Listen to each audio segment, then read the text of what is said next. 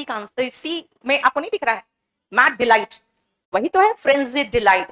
Frenzied का मतलब ही तो मैड होता है, यही तो मैंने कहा मेनिया, मेनिया मतलब सनक, यही तो मैड डिलाइट होता है। उनको फील होता है या मजा आ रहा है डिस्ट्रॉय करने में, उनका कोई पॉलिटिकल एजेंडा नहीं होता है, बल्कि उनको मजा आता है। इन द पैसेज डिमोलिशन, बेटा डिमोलिशन का ऐसे भी मतलब है डिस्ट्रक्शन, बिल्डिंग डिमोलिश होता है तो डिस्ट्रॉय ही तो होता है। समझ में आया ये? कभी कभी आपको पैसेज में कुछ ऐसे वर्ड्स भी मिलेंगे जो आपने पढ़ रखे हैं। थर्ड में डी, कहा बेटा? Students to burn cars and books is not there political enthusiasm. बेटा उनको कोई मतलब नहीं है पॉलिटिकल आइडियोलॉजी से, कोई भी पॉलिटिकल आइडियोलॉजी से मतलब ही नहीं है, बट अ डिलाइट, खुशी महसूस होता है। फ्रेंजिड डिलाइट मतलब मैड डिलाइट इन डिस्ट्रक्शन, बस खाली मजा आ रहा है तोड़फोड़ करने में।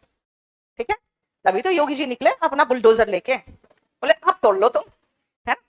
नहीं बेटा बहुत जरूरी हो गया था, कुछ चीजें है ना बहुत जरूरी हो गई थी। देखो जीते हारे वो छोड़ो, मेरा कहना है कि सबसे गंदी बात है ना, आप किसी की दूसरी की प्रॉपर्टी को तोड़ने में इतना मजा आ रहा है, तो अपना प्रॉपर्टी जब कब्जा होता है तो कितना मजा आता है देख लो। राइट, ये चीज सही नहीं है ना, किसी की प्रॉपर्टी को आग लगा दे, कुछ तोड़ दे, तो वो चीज बहुत कंट्रोल हुआ है, वो अलग चीज है। कि कौन जीता कौन हारा वो बात की बात है। हाँ, बहुत सारी चीजें होती है बिकॉज ऑफ जिस कोई पार्टी जीता या हारा, अब वो बाद में सोचते रहो, है ना? अभी अगर सारे के सारे वो जीत गया होता तो कहता है कि ईवीएम हैक कर लिया। नहीं, चलो नेक्स्ट करो।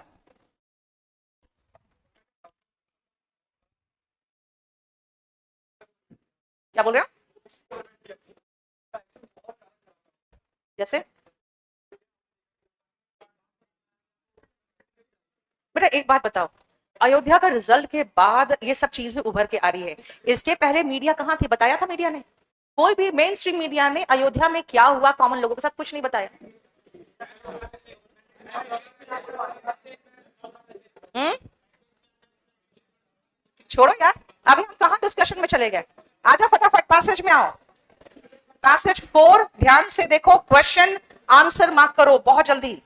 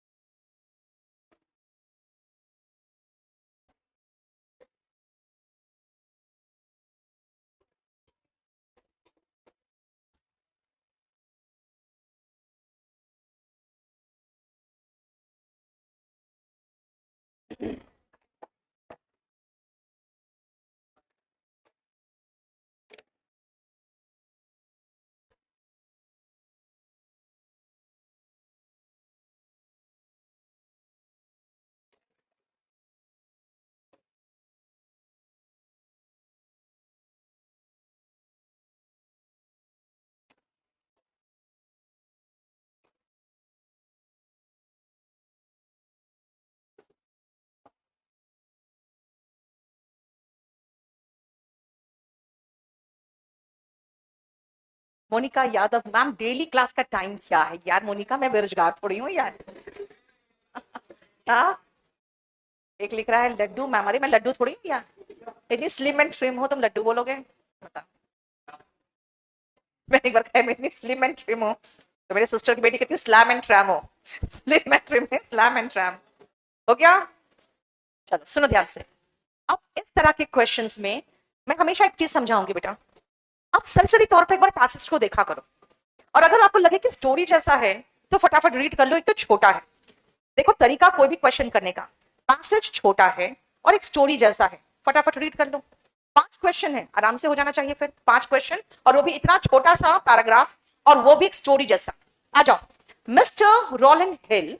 अब जब भी आप नाम पढ़ो ना, तो कोशिश करना कि नाम पर इतना जोर नहीं, फटाफट मिस्टर हिल आगे निकल जाओ। When a young man was walking through the Lake District, हाँ? ये क्या हुआ?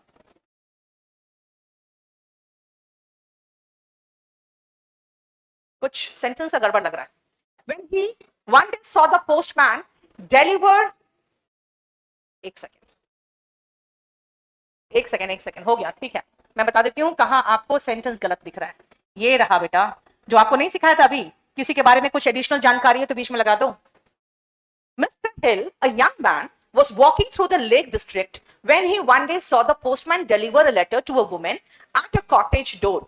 ये एक young man था, ये लेक डिस्ट्रिक्ट से गुजर रहा था, तो उसने देखा कि पोस्टमैन एक यंग वुमेन को एक लेटर दे रहा है।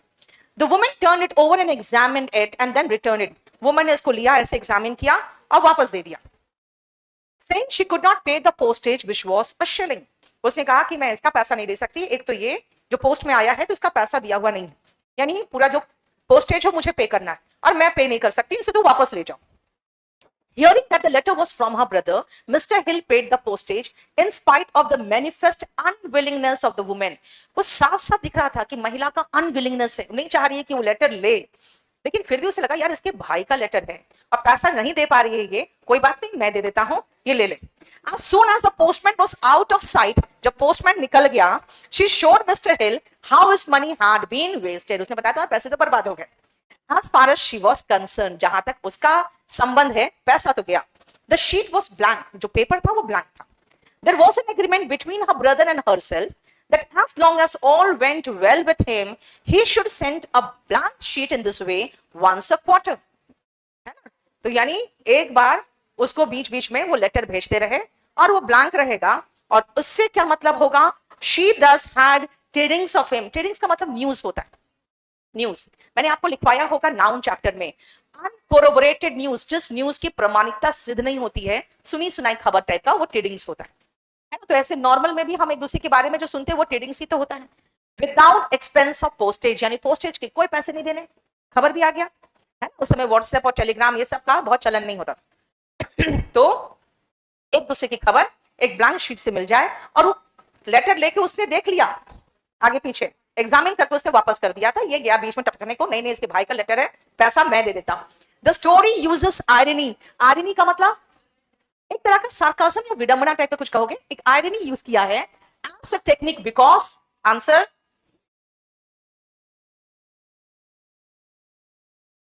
the woman returned her own brother's letter without opening it. The woman broke the agreement of receiving blank letters to convey well-being of her brother.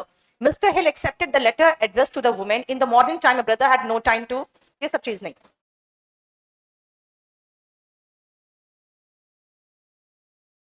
Yes, B ही होगा और कुछ हो भी नहीं सकता।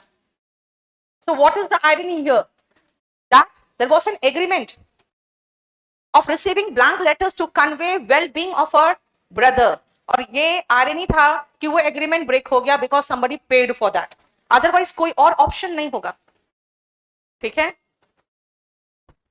और कोई आंसर है भी नहीं। The woman returned the letter to the postman because उसे पता था कि अंदर क्या है, कुछ नहीं, ब्लैंक पेपर है जिसमें कुछ भी लिखा हुआ नहीं है। Mr. Hill paid the postage because the letter was from her brother. The envelope contained a blank sheet. बेटा नो शीट नहीं था, ब्लैंक शीट था, तभी तो उसने खोल के नहीं देखा, बस ऊपर ही ऊपर देख लिया, अंदर दिख गया कि भाई आर पार दिख रहा है, कुछ लिखा हुआ तो दिख नहीं रहा है। The woman and her brother had agreed that ये कि अगर ब्लैंक शीट रहेगा इसका मतलब होगा कि कुछ भी नहीं है, सब कुछ ठीक ठाक है। बोलो समझ में आया? आ जाओ नेक्स्ट। यानी कि अगर कोई स्टोरी बेस्ड रहे ना, और छोटा स्टोरी है, पढ़ लो फटाफट, ठीक है, जल्दी हो जाता है और इतना क्वेश्चन और आंसर देखने में भी टाइम की जरूरत नहीं होती आपको। नेक्स्ट था बहुत छोटा सा है, अगेन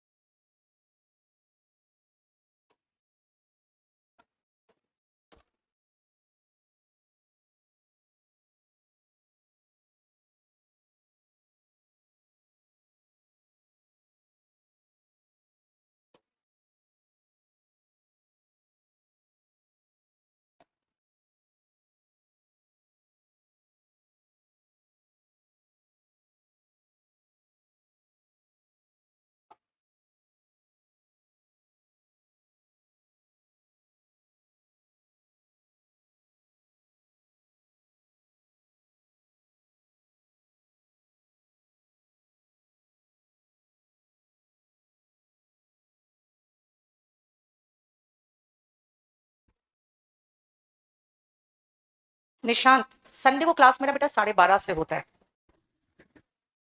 अराउंड 2 आवर्स तो चलता है।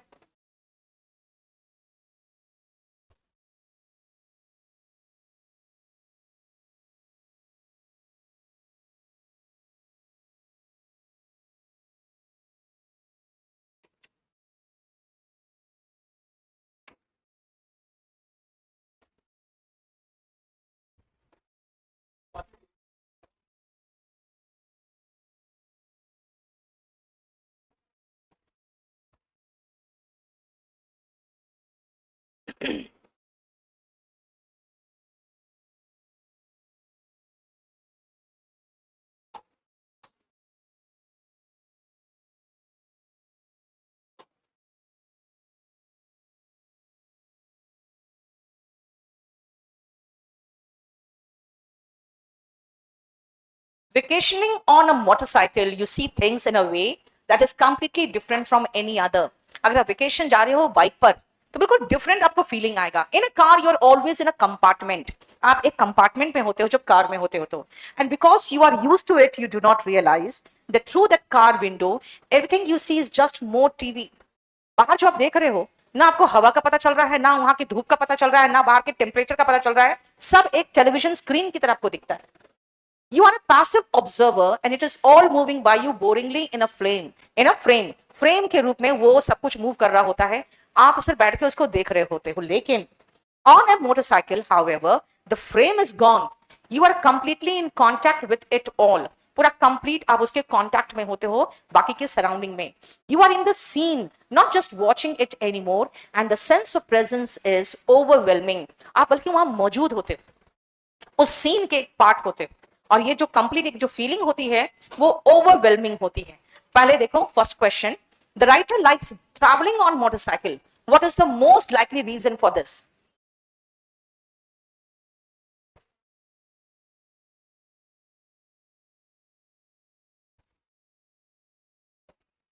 ए की डी? लास्ट ऑप्शन पक्का? यस, क्योंकि वो फ्रेम में नहीं देख रहा है बल्कि उस सीनरी का भाग है कुछ खुद, है ना? द सेंस ऑफ प्रेजेंस उसी में वो उसका भाग बन गया है, completely in contact with it all, ये उसका भाग है। Which of the following statements is closest to the truth? एक तो सेकंड क्वेश्चन भी अगर हम देख लिए होते शुरुआत में ना, तो इतना छोटा सा पैराग्राफ है मैं पूरा पढ़ लेती, क्योंकि इसमें भी आपको पूरा सब पढ़ना पड़ेगा। The writer does not like television as it gives a narrow view of things. The writer likes TV. ये TV कहां से आ रहा है? But he does not like watching it from car window. The writer does not like TV because the picture is in frame. The writer does not like TV because the programs are boring. बताओ कौन सा होगा?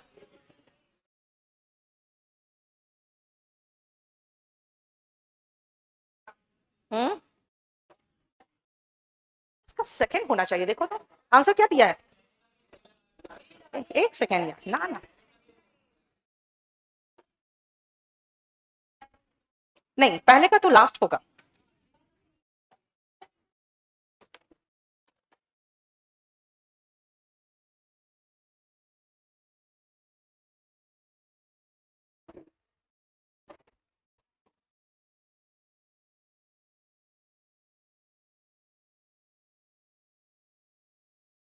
The car window, everything you see is just more television. You are a passive observer and it is all moving by you boringly in a frame. बेटा कहीं पर भी उसने नहीं कहा है कि मुझे टेलीविजन पसंद है। आंसर तो सी होना चाहिए, because boringly in a frame होता है। ठीक है, नैरो व्यू कहीं लिखा हुआ है क्या? कहीं पर भी नैरो व्यू तो नहीं दिया हुआ है।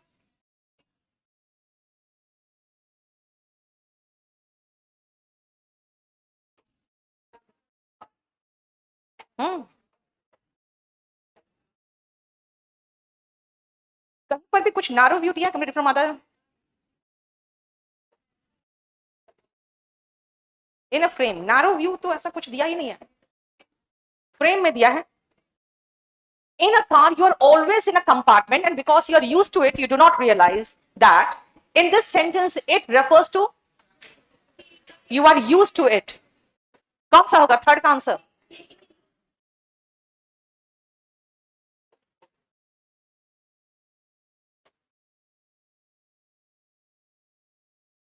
ये होगा,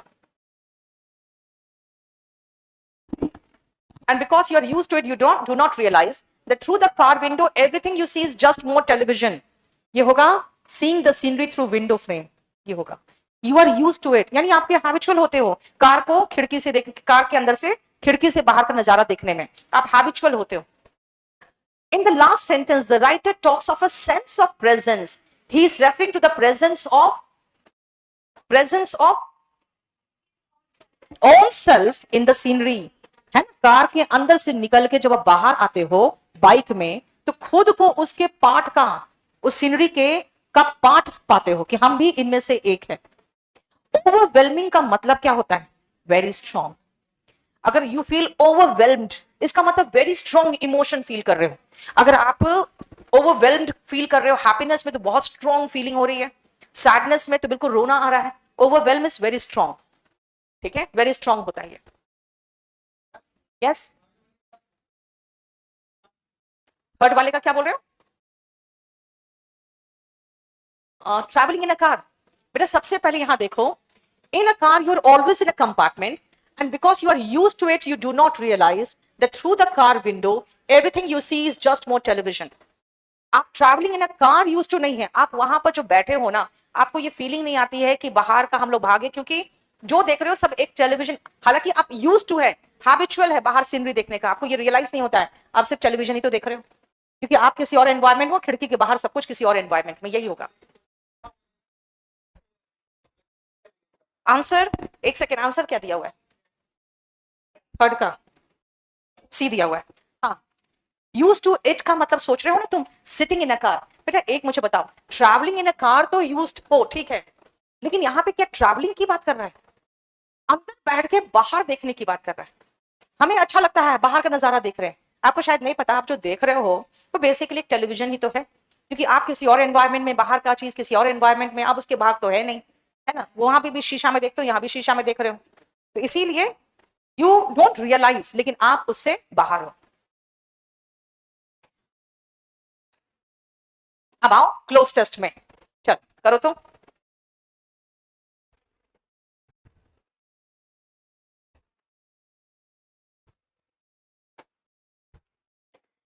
बेटा ऐसे राइटिंग जो है ना,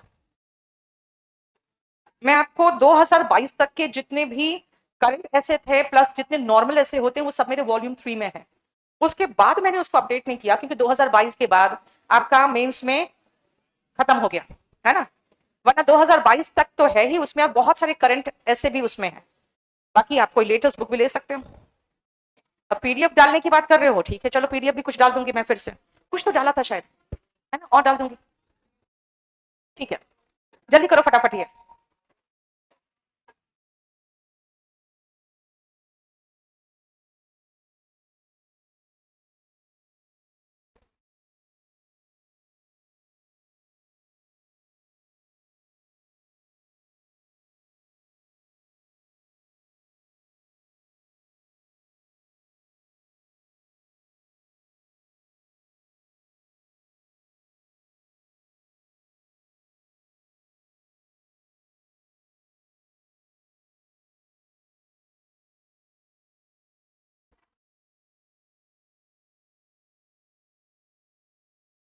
बन गया, जल्दी जल्दी करो.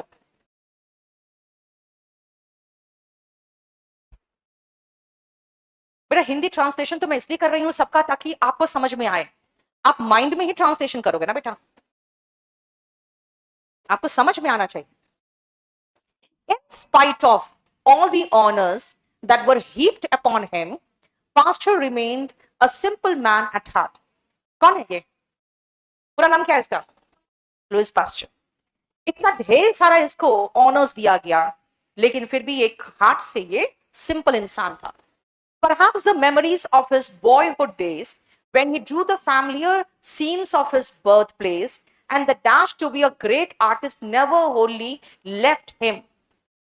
And the dash to be a great artist. Yes, wish करना कुछ है ना, longing यानी कि तीव्र इच्छा. जब वो छोटा था उसको एक फीलिंग आती थी कि तीव्र इच्छा होती थी कि मैं आर्टिस्ट बनूं, और वो कभी उसे नहीं छोड़ा. अब आप सोचो, द विश हो सकता था, विशिंग नहीं होता. The wish of him to be a great artist. अगर विशिंग में आईएनजी नहीं रहता तो चलता।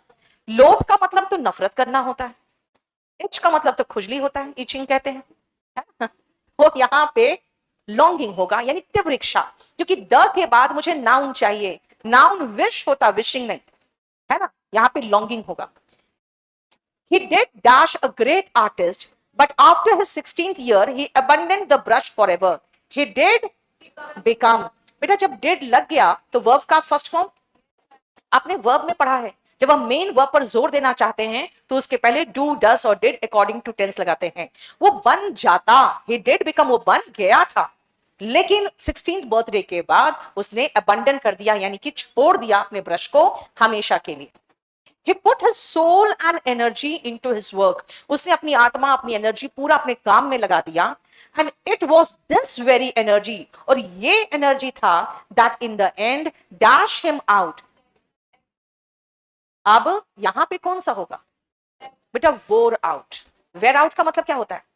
थका देना, ठीक है? और ये जो एनर्जी था that let him out. let him out का मतलब कहां से let out किया उसको?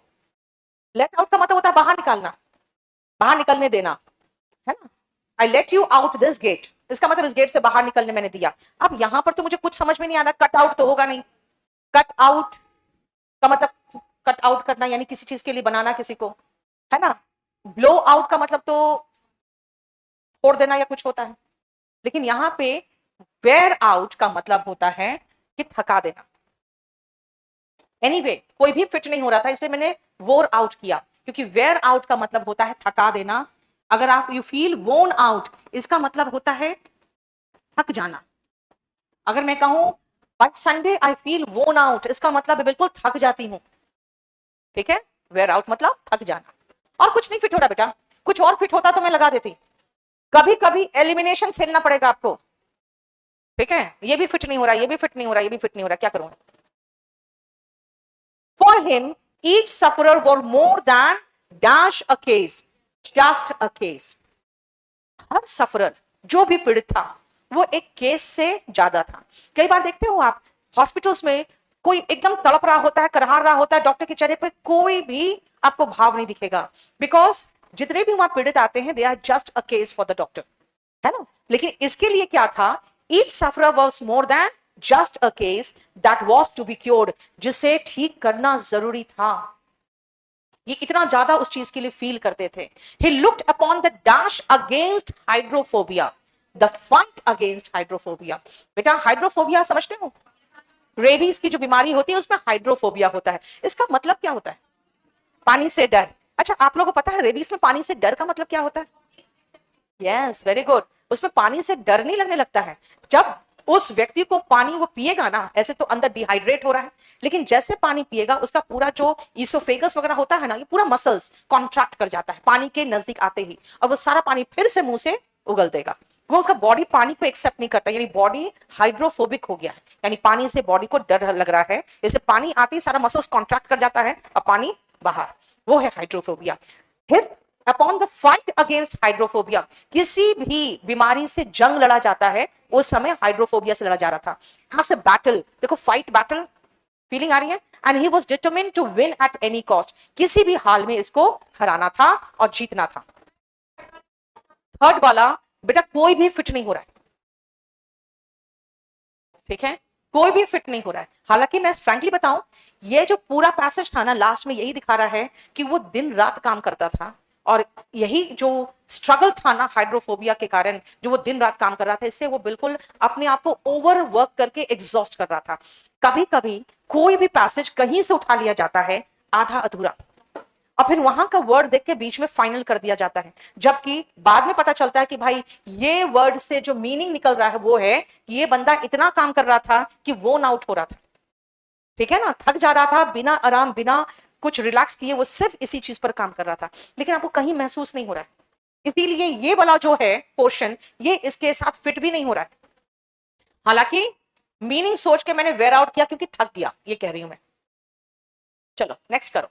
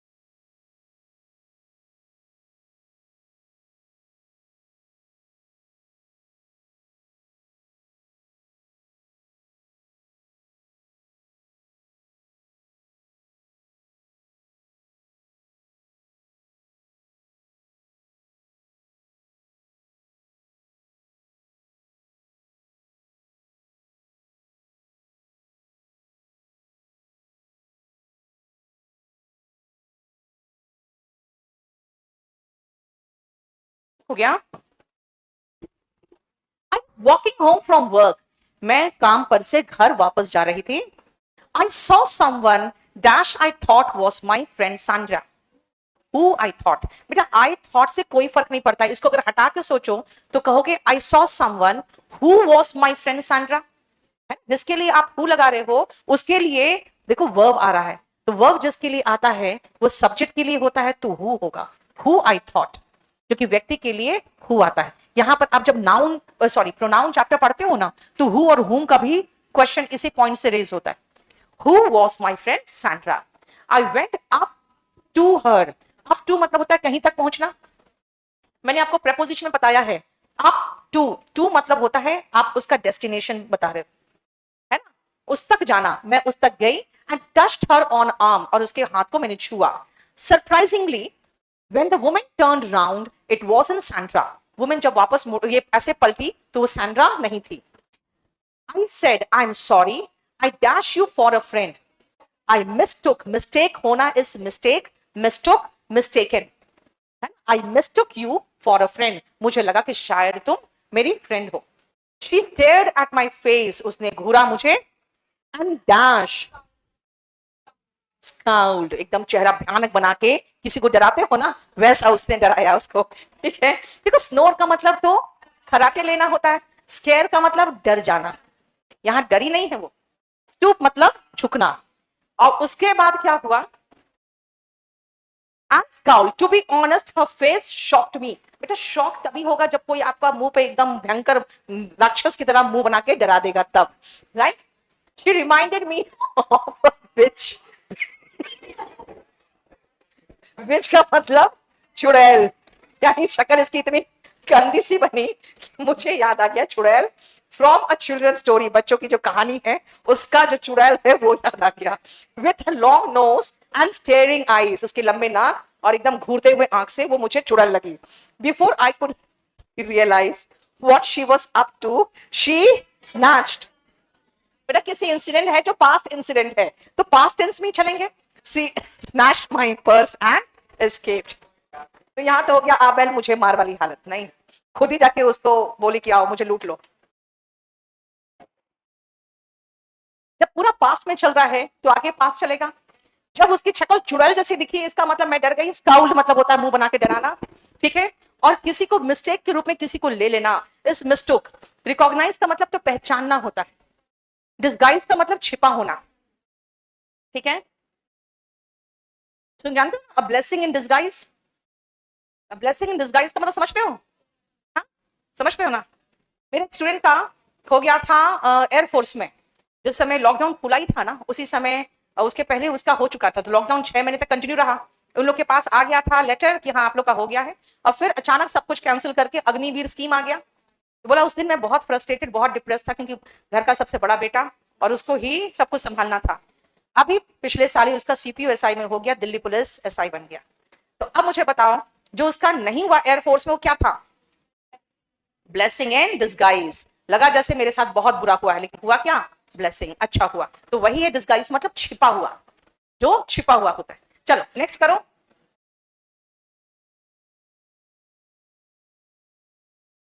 हिडन ब्लेसिंग, दीक्षा वेरी गुड।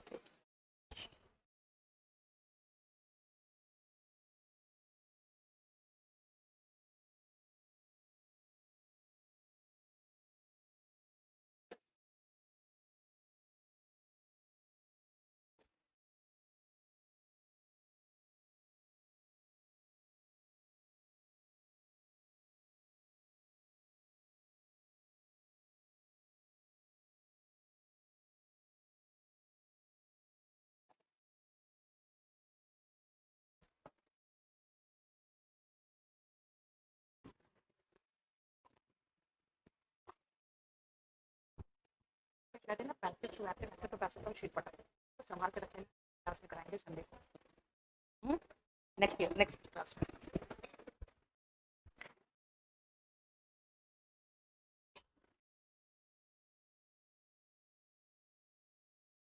चलो हो गया। टेम्पटेशन, बेटा टेम्पटेशन का मतलब होता है लालच। वन काइंड और अनदर ल्योर एवरीवन, ललचाना। टेम्प्ट का मतलब भी होता है ललचाना, इसलिए ल्योर का मतलब अब वर्ब के रूप में टेम्प्ट लिख सकते हो। किसी ना किसी प्रकार का लालच सबको ललचाता है। The important thing is to prevent them from gaining a foothold in our minds. Important चीज क्या है कि वो अपना पैर ना जमाए। फुट होल्ड मतलब होता है पैर जमाना। वो अपना पैर ना जमाए कहां? हमारे दिमाग में। भाई लालच दिमाग में ही तो आता है, और कहां आता है? As soon as we detect the first dash of temptation, first signs, भाई पहला साइन दिखाई दे टेम्पटेशन का, यानी कोई चीज बहुत अच्छा लग रहा है, एकदम मन कर रहा है खरीद ही ले, नहीं तो जैसे पहला साइन टेम्पटेशन का दिखे, we should become watchful, careful हो जाओ, and turn our attention to good और नोबल थॉट्स, और दिमाग कहीं और लगा दो। यानी पहला ही बार जब आपको कोई चीज ललचाए तो कह रहा है कुछ अच्छी चीज पर अपना ध्यान लगा दो। We wait till the temptation becomes too strong, we are likely to fall. Unless कैसे बेटा?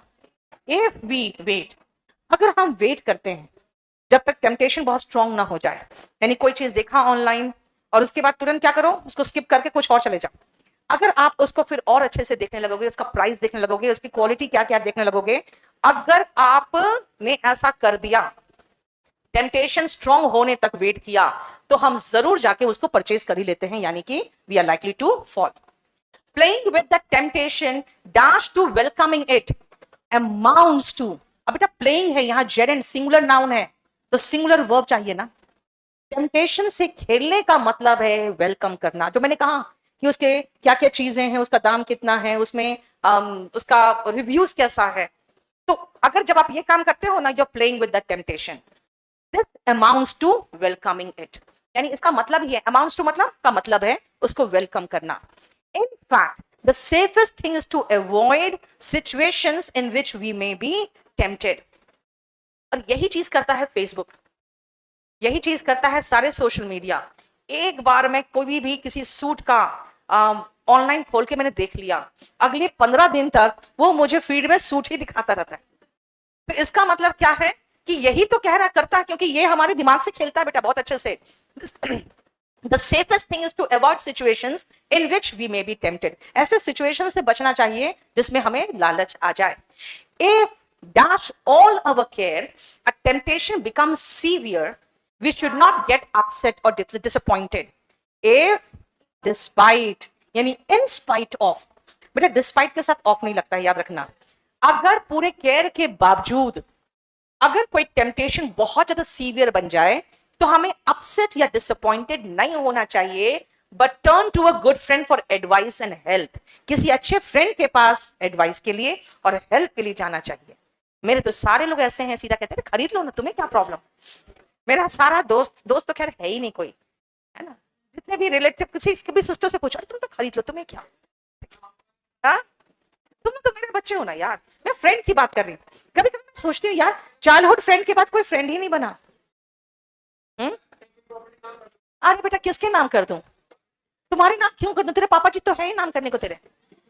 तुम अनाथ थोड़ी हो, तुम अनाथ थोड़ी तेरे नाम कर दूं। हाँ, मेरा बेटा मुझे चप्पल से मारेगा और तुम्हें भी मारेगा, इसलिए शांत बैठो।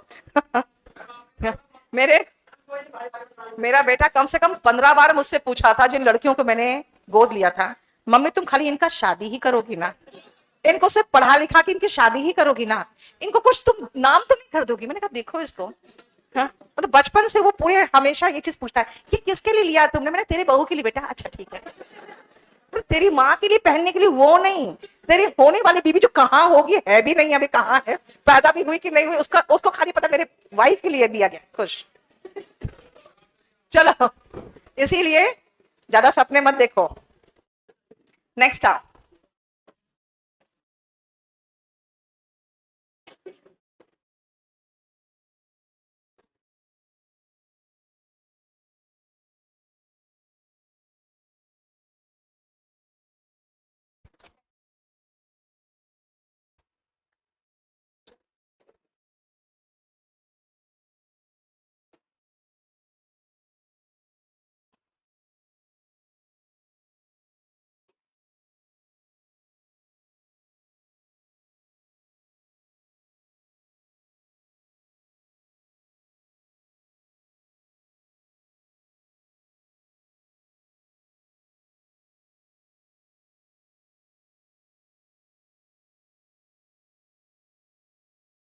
सुनो, चलो,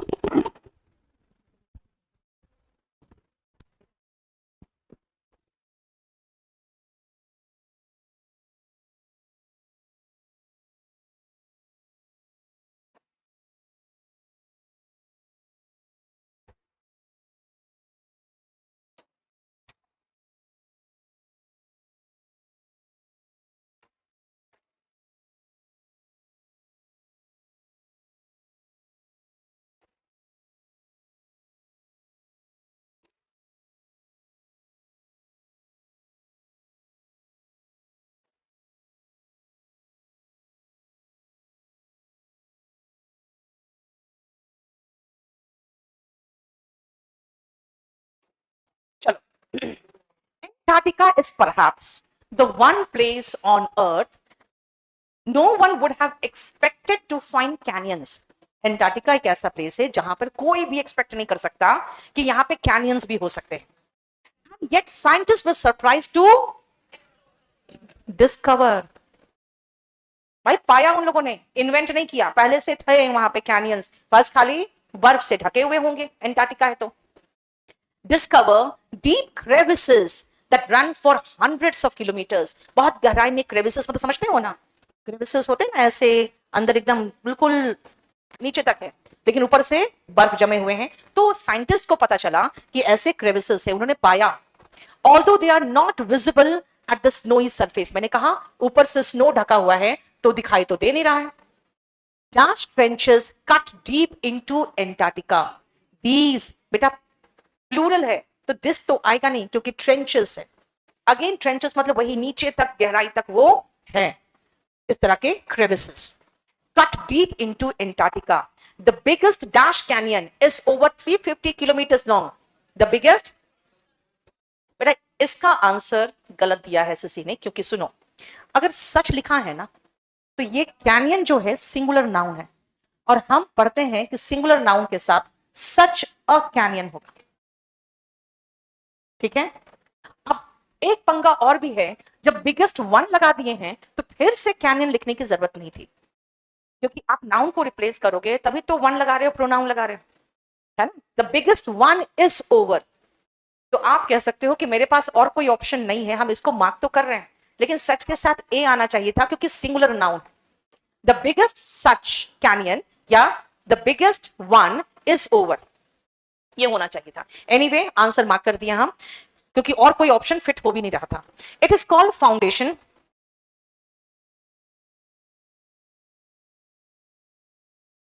अब एक प्रॉब्लम और भी है,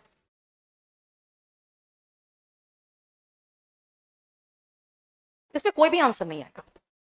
अब बता रही हूं क्यों, क्योंकि सुपरलेटिव डिग्री के साथ आर्टिकल ए क्यों लगा रही हूं मैं, यहां तो द लगा हुआ है ही, इसीलिए इसमें आंसर तो गड़बड़ कर ही दिया है.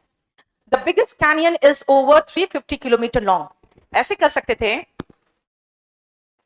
सच बिगेस्ट कैनियन कुछ होता, लेकिन यहां पर सही नहीं, फिट नहीं हो रहा कोई.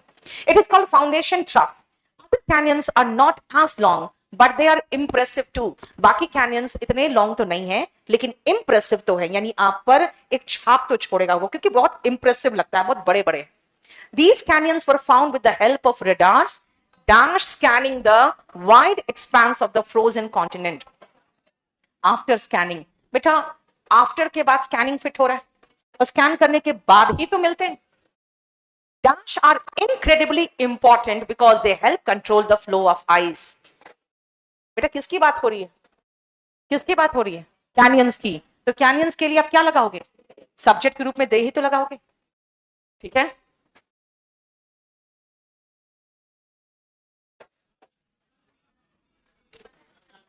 एक और कर लो, बस लास्ट, मैं अभी कराई दे रही हूं साथ में. The endurance, what is the meaning of, और 5 मैं करवा रही हूं, 5 करके आओगे. The endurance of the crowds lining the coronation route. बेटा कोरोनेशन का मतलब क्या होता है ना, राज अभिषेक. अब राज अभिषेक के लिए जो रूट लिया जा रहा है, वहां के किंग बनाने के एक पूरा जुलूस निकलता है. तो जो एंड्योरेंस है क्राउड का, क्राउड पे बर्दाश्त करने की क्षमता, एंड्योरेंस का मतलब बर्दाश्त करने की क्षमता, was most commendable कमेंडेबल का मतलब होता है प्रशंसा के लायक, है ना, जिसको कहोगे प्रेस वर्दी, प्रशंसा के लायक। एंड एंड्योरेंस का मतलब हुआ बर्दाश्त करने की क्षमता। ये प्रशंसा के लायक था। अब क्यों था देखते हैं। सोक्ड यानी भींगे हुए, चिल्ड एकदम ठंडे पड़े हुए, एंड स्लीपलेस और सोए भी नहीं है ये लोग। Dash remained wonderfully good tempered. कौन? दे, भाई हम लोग थोड़ी है, वे लोग हैं। इनका गुड टेम्पर्ड थे मतलब अच्छे खुश थे। And when the procession finally dash they cheered wholeheartedly when the procession finally बेटा appeared। आप रास्ते में खड़े हो, इंतजार कर रहे हो, जब आपको जुलूस दिखेगा तो क्या हुआ, सब लोग बहुत खुश होकर चीयर करने लगे। होल हार्टेडली मतलब पूरे मन से। The great merit of A dash crowd, कौन सा क्राउड है, आगे पढ़ोगे तो पता चलेगा ब्रिटिश क्राउड है भाई। That it members remains individuals, यानी कि ये क्राउड के रूप में काम नहीं करते हैं। इसके जो क्राउड के मेंबर्स है ना, हर व्यक्ति इंडिविजुअल की तरह बिहेव करता है। It is dash characteristic of the British culture, it is पता नहीं, that British people can collect in crowds dash do not turn into mobs which do not. It is dash characteristic, कौन सा characteristic है, perhaps शायद हो सकता है ना? आंसर क्या दिया है,